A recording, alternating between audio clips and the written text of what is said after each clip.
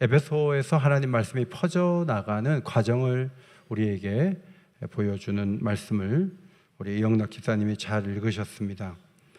20절을 다시 보시면 20절, 이렇게 하여 주의 말씀이 능력 있게 퍼져나가고 점점 힘을 떨쳤다.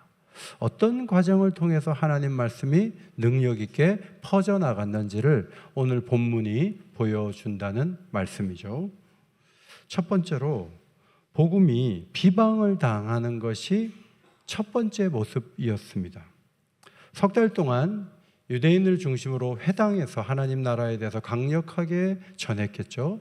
그런데 사람들이 잘 듣지를 않아요.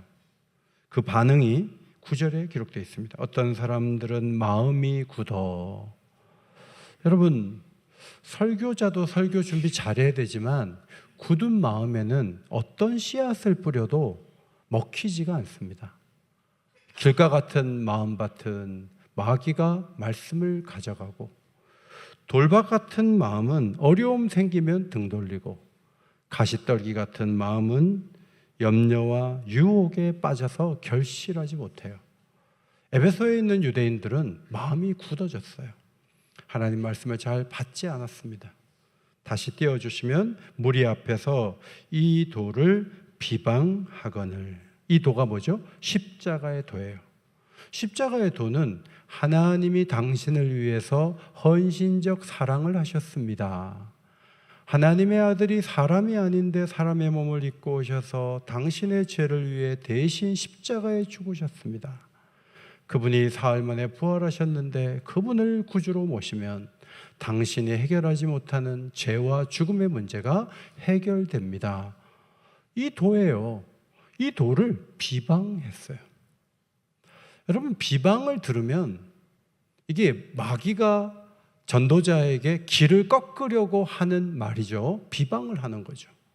그러면 누가 안 좋은 얘기 듣고 선한 일을 열심히 하겠습니까? 구약 성경도 보면 기도가 어디서 시작돼요? 사람들에게 좋지 않은 말 들을 때 시인들의 기도가 시작되고, 거기서부터 하나님이 일하신 기록이 시편에 많이 있는데 41편 9절 말씀 같이 읽습니다. 시작. 내가 신뢰하여 내 떡을 나눠 먹던 나의 가까운 친구도 나를 대적하여 그의 발꿈치를 들었나이다. 정말 힘이 빠지는 것은 유대인이잖아요. 이전에 한번 방문했을 때 조금 더 듣겠다고 말한 사람들이잖아요. 그런데 그들이 석 달 동안 노력했지만 비방을 하는 거죠.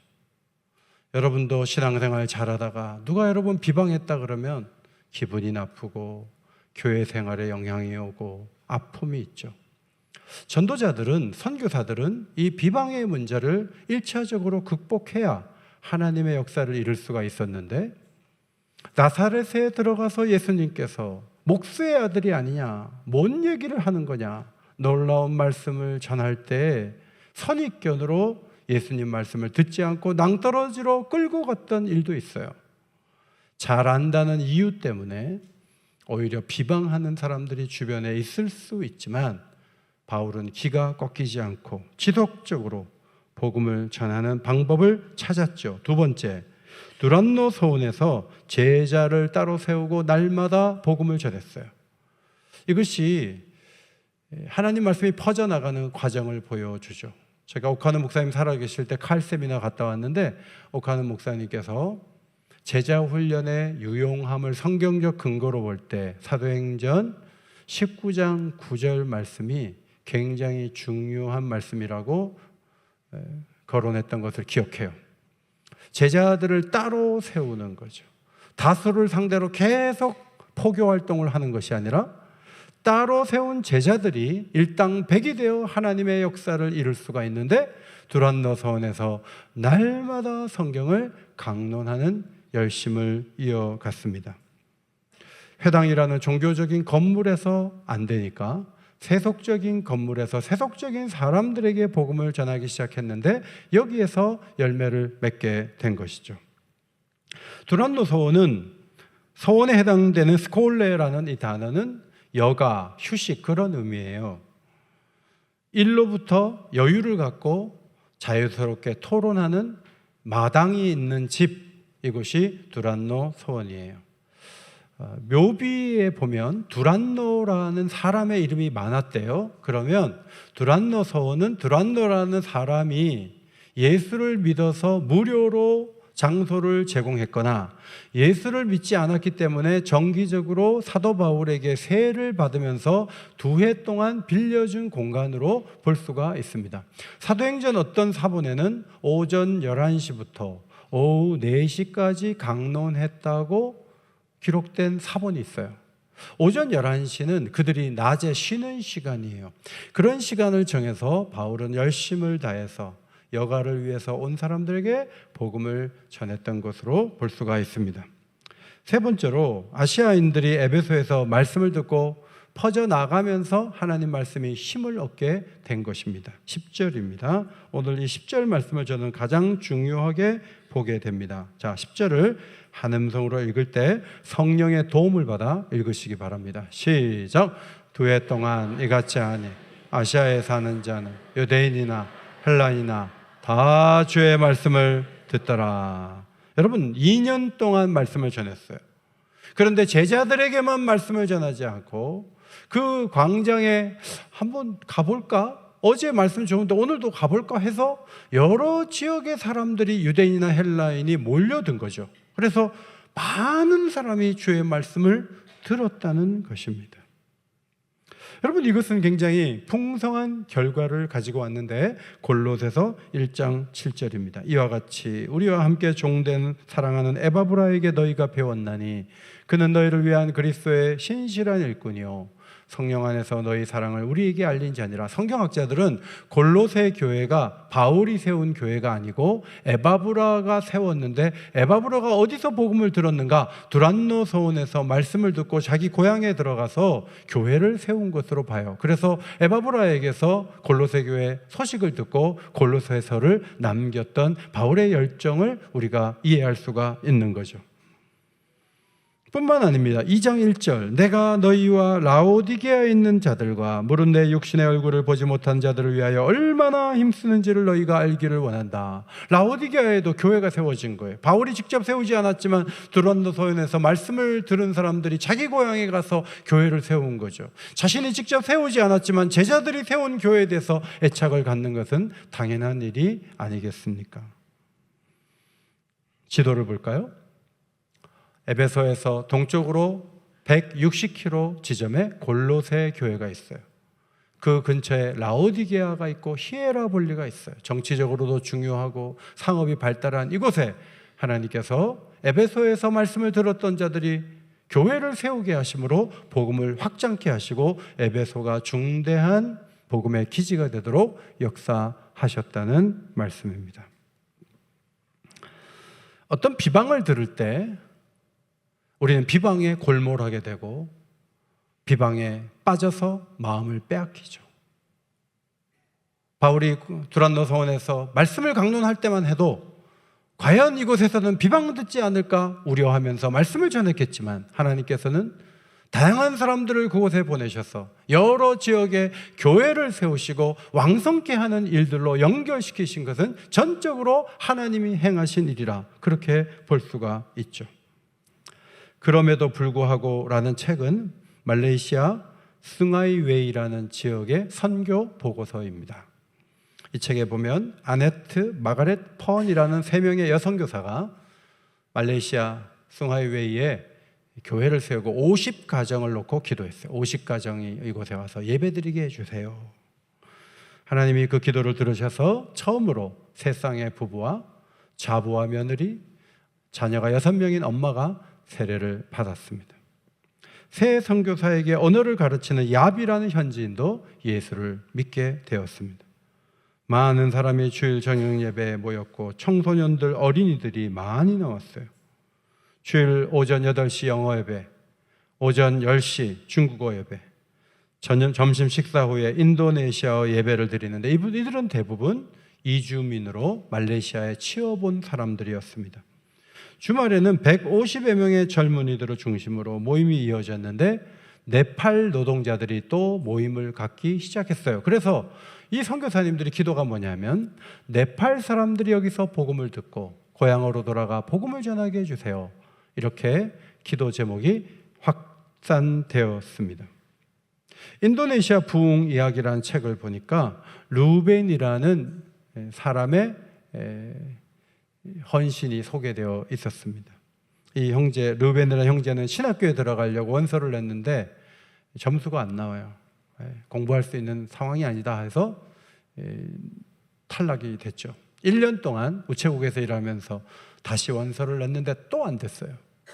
그런데 4개월 후에 신학교에 정원사로 오겠느냐? 가겠다. 4개월 후에 그가 입학 허가를 받게 됐고 공부를 시작했어요. 그리고 공부를 쭉 마치게 되는데 사실 머릿속에 아무것도 남는 것이 없는 것 같아요. 졸업시험을 앞두고 하나님 앞에 간절히 기도했는데 하나님께서 지혜를 주셔서 다행스럽게 졸업시험에 통과하고 졸업을 하게 되었습니다. 이 열등생 루벤을 학교는 어려운 사역지 중 하나인 동부 자바의 무슬림 마을로 보냈는데 그곳에 기독교인은 한 가정밖에 없었습니다. 낙심하지 않고 루벤은 야외에서 자고 거리를 강단 삼아 하나님 말씀을 열심히 전했어요. 어떤 무슬림이 루벤에게 식사 자리와 잠자리를 제공하기까지 그 어떤 그리스도인들도 문을 열어주지 않았어요. 그런데 여러분, 첫 해가 지나가기 전에 100여 명의 무슬림들이 개종을 했고 이 루벤은 그 교회에 담임하는 교역자가 되었습니다.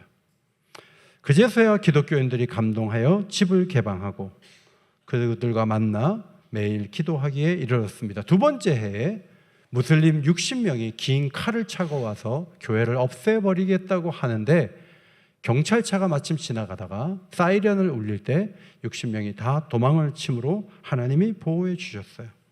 몇 주 후에 60여 명의 무슬림이 주께로 돌아왔어요. 여러분, 2년이 되기도 전에 열등생 루벤이 200여 명의 무슬림 식구들과 함께 예배를 드렸다는 아름다운 보고입니다. 재능은 없지만 믿음의 한 사람을 통해 얼마나 하나님은 지금도 놀라운 일을 이루시는가 하는 말씀이죠. 지난 화요일 브레코이 선교센터 중공 예배에 저는 청년들이 나와서 찬양을 인도하는데 얘네들이 믿음이 들어갔다는 느낌이 들었어요. 기도를 하는데 제가 잘 못 알아듣지만 얼마나 간절하게 열심히 기도하고 아이들이 나와서 발표하고 아주 영광스러운 시간이었어요. 남전도의 연합회에서 21명이나 왔는데 옥인교회는 2명밖에 안 왔어요. 파송교회가 면목이 서지 않는 거예요. 그런데 이 미안함을 우리 이건혜 장로님 피리 연주로 다 채우고 모두가 이 연주에 감동을 받았어요. 마지막 순서로 김항철 선교사께서 마지막 기도를 하기로 순서지에 나와 있었는데 김항철 선교사님이 현지인들이 있는 그런 옷을 입고 나오셔서 제가 기도하기 전에 한 사람을 소개하고 싶습니다. 이 뿌레꼬이라는 지역에 깜뽕 얼렁꽃기도 있고 꺼에라는 마을도 있는데 이 마을에는 한 명도 그리스도인이 없었습니다. 그런데 27년 전에 불편한 도시 생활을 접어버리고 불편한 이 시골로 고향으로 복음을 전하겠다고 처음 들어온 여성분이 한 분 계십니다. 그 여성분이 여기에 와 계십니다. 근데 저 뒤에 보니까 나리 선생님이 있는 거예요. 앞으로 나오라고. 앞으로 나오는데 김항철 선교사님 받은 선물을 주시면서 이분이 복음의 첫 열매인데 이 뿌레꼬이 지역에 얼렁꽃기 센터가 지어지고 꺼에 지역에 또 센터가 지어진 이 출발점이 이 여성이라고 소개할 때 사람들이 큰 감동을 받고 박수로 감사의 마음을 전했습니다. 여러분, 한 명의 예수를 믿을 때 그를 통해서 가족을 구원케 하시고 그 마을을 새롭게 하시고 그 옆의 마을까지도 영향을 주는 분이 하나님이신 줄 믿습니다. 하나님이 그런 일을 하시는 거예요. 에베소에 정말 비방받으면서 두란노 서원에서 사역할 때 마음이 조마조마했지만 하나님께서 놀라운 일을 이루실 것이라는 확신을 가지고 2해 동안 끈기 있게 하나님 말씀을 전했을 때 많은 사람들이 복음을 들었고 주변 도시에 교회가 세워지는 놀라운 축복의 역사가 있었다고 성경은 보여주고 있는 것이죠. 여러분이 복음을 전하지 못할 이유가 뭐예요? 그 이유를 넘어서십시오. 그리고 하나님의 일하심을 기대하시기를 바랍니다. 하나님의 도우심을 꿈꾸시기를 바랍니다. 그때 하나님이 일하시는 거예요. 네 번째로 하나님의 능력이 나타났죠. 11절, 하나님이 바울의 손으로, 여러분 주어가 하나님이에요. 바울은 도구예요. 바울의 몸에서 손수건이나 앞치마를 가져다가 병든 사람에게 얹으면 그 병이 떠나가고 악기도 나가더라. 하나님이 일하시는 거죠. 고린도에서는 환상을 보여주고 두려워하지 말라, 말하라. 그 말씀을 듣고 1년 6개월 동안 버텼는데, 에베소에서 비방을 당하고 장소를 옮겨왔지만 바울이 하는 일을 하나님이 지켜보시는 것만이 아니라 그의 손으로 하나님의 놀라운 능력이 나타날 수 있도록 하나님이 치유해 주시고 귀신이 쫓겨나가는 역사를 보여주셨어요. 그래서 많은 사람들이 하나님이 살아계신 것을 보게 된 것입니다. 성도 여러분, 역사가 일어나면 사실 교회 부흥은 불붙듯이 일어나게 되죠. 우리 김문자 권사님, 마지막 제가 신방 갔을 때 그 장남 되신 아드님이 저한테 그랬어요. 어머니가 걸어서 교회를 가면 제가 교회 나갑니다. 좀 너무 부담이 되더라고요. 그래 그거 막 기도하고 왔는데 한 달 후에 돌아가셨어요. 그러니까 저로서는 기적이 좀 일어나면 그 4명이 그냥 다 유족들이 교회 오고 손주까지 오면은 요 근처에 사는데 얼마나 좋겠어요. 그러니까 저도 치유의 역사가 일어나면 좋겠다는 생각을 할 때가 적지 않게 있죠. 그런데 오늘날 병원 신방 가갖고 수술 앞둔 환자에게 기도를 했는데 의사가 사진을 찍어보더니 아니 병이 없어졌어요, 퇴원하세요. 그런 일들이 막 비일비재하게 교회를 통해서 일어나고 있느냐 하는 거예요. 오늘날 목사들은 기도를 안 하기 때문에 능력이 없어. 그렇게 말한다면 모든 목사님들을 추락시키는 거죠. 하나님이 원하시면 일어날 수도 있는 기적이 여기저기서 터져나오지 않으니까 입으로만 전해가지고 주님 앞에 데려오는 것이 보통 어려운 게 아니죠. 손수건 있잖아요. 저도 손수건이, 바울의 손수건은 아니지만 저의 손수건을 오늘 좀 믿음으로 하나 가져다가 병자 위에다가 이렇게 얹으면 병이 나으면 우리 교회는 차고 넘치지 않을까요? 미국의 텔레비전 전도자들이 그런 식으로 여러분의 손수건을 꺼내십시오. 제 손수건이라고 생각하고 몸 위에 얹으십시오. 하나님의 역사가 오늘 일어납니다. 그렇게 전도하기도 했지만 많은 경우에는 받아야 될 수술 받아야 했고 항암해야 될 거 항암해야 됐고 어려운 시간들을 보낸 것이 사실이죠. 고린도후서 12장 12절에 사도의 표가 된 것은 내가 너희 가운데서 모든 참음과 표적과 기사와 능력을 행한 것이라. 고린도 교회에 와서 사람들에게 말씀을 전하면서 아니 바울만 사도야? 그 사람만 주의 종이야? 우리도 주의 종이야. 바울이 틀린 게가 많아 하고 말을 많이 한 사람들이 있어요. 근데 바울이 그들과의 차별성을 위해서 무슨 얘기를 하냐면 저는 3층 천에 올라가서 사람이 가히 이르지 못할 말을 듣고 내려왔어요. 저는 사도의 표를 가지고 있습니다. 모든 참음과 표적과 기사와 능력을 행한 것이 제가 사도인 증거입니다 라고 이야기했어요. 우리는 사도가 아니에요. 기적을 부인하지는 않지만 우리가 손을 얹을 때마다 사람들이 낫지 않는 것은 우리가 사도가 아니기 때문에 그래요. 저는 제 어머니가 제가 초등학교 때 3개월 선고를 받고 기도하다가 나와서 86세에 돌아간 기적을 봤기 때문에 고아 신세를 면한 사람이에요. 저는 하나님의 능력을 신뢰해요. 그러나 기적을 보지 않고서는 나는 믿지 않겠다. 그것은 예수님 말씀하시기를 악한 세대가 표적을 구하나 요나의 표적밖에는 보여줄 것이 없다라는 말씀을 기억해야 돼요. 표적을 많이 본 사람들이 신앙이 좋은가? 출애굽기서와 민수기서를 읽어보세요. 날마다 표적을 보면서도 주의 종을 괴롭히고 공동체를 훼손하고 엉뚱한 일을 많이 한 사람들이 한두 명이 아니에요. 여호수아와 갈렙 외에는 가나안에 들어갈 수 없다는 선고를 받은 사람들은 날마다 표적을 본 사람들이에요. 여러분에게 표적이 일어나지 않아도 십자가 부활을 표적으로 보고 여러분 같은, 우리 같은, 나 같은 사람이 예수 믿는 것이 표적으로 보고 하나님 앞에 좋은 신앙을 가지고 화답할 수 있는 주의 백성 되시기를 예수의 이름으로 축원합니다.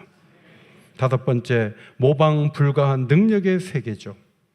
에베소에는 마수라는 유대인들이 있었어요. 스게와의 7 아들들도 마수라는 유대인들이에요. 제사장이라고는 했지만 마수를 하는 거죠. 이들의 신앙은 빗나가 있었어요. 그런데 들어보니 바울이 예수의 이름으로 사람을 고친다는 얘기를 듣고 바울이 믿는 예수의 이름으로 명하노니 마귀 보고 떠나가라 그랬어요. 그런데 안 그래도 마귀가 열받아 있었거든요. 바울 때문에 자꾸 자신의 입지가 좁아들고 있었는데, 아니 예수를 믿지도 않는 자가 예수의 이름을 기계적으로 사용하는 걸 보고 화가 나갖고 그 말하는 사람들에게 악기 들린 자가 뛰어 올라가지고 막 덮쳤어요. 몸이 막 다 상했어요. 옷을 다 찢었나 봐요. 다 벗고 도망을 칠 정도로 무서운 일이 일어나자 사람들이 예수께서 얼마나 귀하신 분인가를 다시 보게 되었다는 말씀이 17절에 기록이 되어 있어요. 여러분, 신앙은 모방으로 하는 거 아니에요. 진심으로 해야 돼요. 신용만 하면 파워가 없어요. 예수의 이름으로, 예수의 이름을 진심으로 앞세우면 하나님이 일하실 줄 믿습니다. 예수의 일을 진심으로 해야 돼요. 진심으로 기도하고 진심으로 준비하고 예수님을 신뢰하고 예수님을 앞세우고 예수님과 함께하는 신앙생활의 가치를 이 말씀을 통해 보게 돼요. 마지막 여섯 번째, 믿음의 증거가 나타났어요. 두 가지로 나타나는데 하나는 죄 고백이에요. 여러분 18절을 볼까요? 믿은 사람들이 많이 와서 자복하여 행한 일을 알리며, 제가 여러 번역본을 보니까 이 처음 예수 믿는 사람들이 자기들이 행한 일을 고백했다는 뜻이에요. 여러분, 우리는 과거에 내가 잘못한 걸 숨기고 살아요. 지난 한 주간도 잘못한 것 숨기고 우리가 여기에 와요. 여기 와가지고도 아무 일이 없었던 것처럼 앉아있어요. 그런데 성령께서 우리의 마음속에 우리의 죄를 보게 하세요. 용서를 구하게 하세요. 특별히 처음 예수를 믿을 때 엄청난 잘못을 고백하는 것은 그의 힘으로 하는 것이 아니라 성령의 도우신 역사죠. 평양 대부흥운동 때 놀라운 통회와 회개 운동이 일어났어요. 길선주 목사님도 회개하고 어떤 장로님도 회개해요. 그분의 얘기가 이거예요. 친구가 죽으면서 자기 부인 보살펴 달라고 재산을 맡겼는데 내가 그 재산을 먹은 사람이라고, 내가 큰 죄인이라고 고백을 하는 거예요. 강인한 사람들도 눈물을 흘리면서 기도하고 1,500명이 마룻바닥에 앉아가지고 대굴대굴 구르면서 하나님 앞에 회개한 것은 성령이 그 자리에 오셔서 그들에게 죄를 보게 하시고 이 죄를 회개하지 않는 이상 그 어떤 변화도 너에게 없다는 것을 깨닫게 하심으로 경고를 받고 하나님 앞에 고백한 거죠. 이것이 하나님의 놀라운 역사죠. 평양에만 그 일이 일어났던 것이 아니라 에베소에서 그 일이 먼저 일어났던 것을 우리는 보게 되는 거예요. 두 번째, 믿음의 증거는 19절입니다. 19절을 앞에 보시고 읽겠습니다. 시작. 마술을 행하던 많은 사람이 그 책을 모아가지고 와서 모든 사람 앞에서 불사르니 그 책값을 계산한 즉 은 5만이나 되더라. 에베소에 유명한 것은 이 부적이에요. 부적. 주문을 쓴 책들이에요. 그것을 써가지고 파는 거예요. 그런데 그 값이 얼마나 되냐면, 이걸 다 팔면 은 5만이 됐다는 말은 한 명의 노동자가 5만 일, 137년을 일해서 한 푼도 버리지 않고 모으면 이 돈이 되는 거예요. 엄청난 금액의 이 주문서죠. 부적이죠. 이거를 불을 태우는 거예요. 이 마술사들이 진정으로 신앙을 고백하는 거죠. 물질이 앞서고 물질이 최고이고 물질이 중심으로 가는 것은 그건 아직 거듭나지 않은 거예요. 아직 진정으로 하나님 앞에 돌아선 게 아니에요. 은오만이나 되는 것, 마귀가 쓸 수 있는 돈, 이것들을 다 태워버리면서 우리의 신앙은 하나님께로 돌려졌습니다 하는 것을 고백하는 거예요. 에베소에서 놀라운 하나님의 역사가 일어났던 거죠. 20절을 다시 봅니다. 20절. 이렇게 하여, 어떻게 해서? 자, 이렇게 하여 했을 때 어디서부터 시작해야 돼요? 비방을 받는 데서부터 시작해야 돼요. 첫 번째로 비방을 받아서 두란노 서원으로 옮겼죠. 많은 사람들이 비방을 받으면서 거기서 꺾이는 거예요. 아니, 나를 비난해? 나 안 해. 그거 아니에요. 비방을 이기지 못하면 하나님 역사 없는 거예요. 비방하는 자리에 서지 말고 헌신하는 자리에 서는 믿음의 식구들이 되시기를 바랍니다. 두 번째로 제자들을 따로 세우고 날마다 복음을 전하는 거죠. 서수정예를 세우는 거예요. 하나님의 역사를 기대하는 거예요. 세 번째로 아시아에 있는 자들이 다 와서 복음을 듣는 것은 하나님이 보내주신 사람들이 온 거예요. 우리 교회도 이런저런 사람들이 오잖아요. 우리 김문자 권사님 자손들이, 아들, 딸들이 오늘 2부 예배 때 다 오셨어요. 그래서 다시 한번 제가 복음으로 초대했어요. 이런 사람들이 다 와서 하나님의 역사를 기대하고 우리로 인해서 김포와 삼송과 호평리에 교회가 세워지고 선교지의 언론꽃기에 꺼에라는 마을에 교회가 세워지는 것, 옛날에 우리가 상상했던 일이 아니에요. 하나님이 하시는 일이에요. 네 번째, 하나님의 능력으로 병자가 고쳐지고 악귀가 쫓겨나가요. 제가 오긴교회 처음 왔을 때 자기 아픈 데다가 자기 손을 얹어가지고 기도하다가 낫는 사람이 있는가 하면 예배를 드리다가 치유받는 사람들이 있었어요. 여러분, 그것이 끝났다고 생각하지 말고 좌절하지 말고 하나님께 기도하시기를 바랍니다. 하나님의 역사를 신뢰하고 또 그 일이 내게 반드시 있지 않다 할지라도 이겨내고 원수 마귀를 이겨내고 승리할 수 있는 믿음의 길을 걸어가는 것이 매우 중요하다는 거예요. 다섯 번째, 모방은 하지 마세요. 신용해갖고 될 일이 아니에요. 마귀가 다 알고 있어요. 마귀가 얼마나 힘이 있는데요. 마귀도 코웃음 칠 수 있는 신앙행위는 아무것도 아니에요. 그거는 하지 마세요. 하나님의 뜻대로 움직일 때 역사가 일어난다는 것을 배워야 돼요. 마지막 여섯 번째, 믿음의 증거로 재고백이 있었어요. 마술책을 불태워버려요. 이런 놀라운 역사를 통해 에베소 교회가 성교의 강력한 기지가 되었던 것입니다. 성도 여러분, 하나님 말씀은 힘이 있습니다. 이 말씀을 경험한 자들이 놀라운 일의 도구가 될 수가 있습니다. 오긴교회가 이 놀라운 일에 아름답게 쓰임받는 물된 동산 같은 교회 되고 성도 되시기를 예수의 이름으로 축원합니다.